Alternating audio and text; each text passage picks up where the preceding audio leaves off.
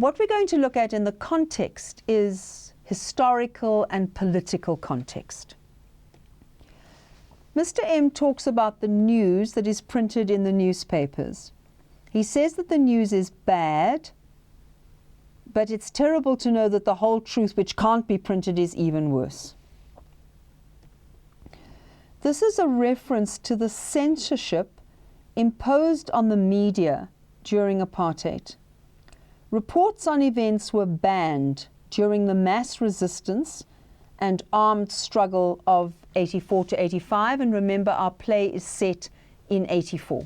The first state of emergency was declared on the 20th of July 1985 in response to the collapse of government authority in the townships and the increasing spread of violence. Restrictions on the media were tightened during the state of emergency. An extract from sahistory.org. After the second state of emergency was declared on the 12th of June 1986, the press was not allowed to report any incident relating to political unrest. By December, 11 newspapers were prohibited from printing non-governmental accounts of the police or army activities. In other words, you had to wait for the police and the army to release a statement about what they said had happened in the township, and then you were allowed to print that.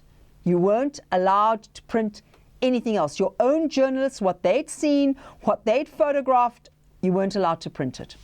This went on to cover boycotts and any information relating to civil unrest and to detentions. Remember, many activists and leaders were detained, so that couldn't be covered either. The government monitored publication of any information related to unrest activities, and on the 25th of October 1985, the South African government banned all television and media coverage of demonstrations.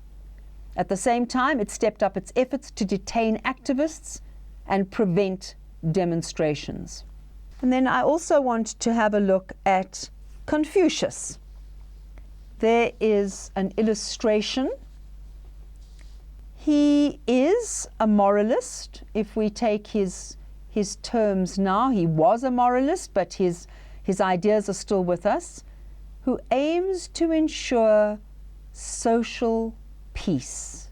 Confucius states that we have to know precisely what we must do, what we should not do, and what is wrong and what is right.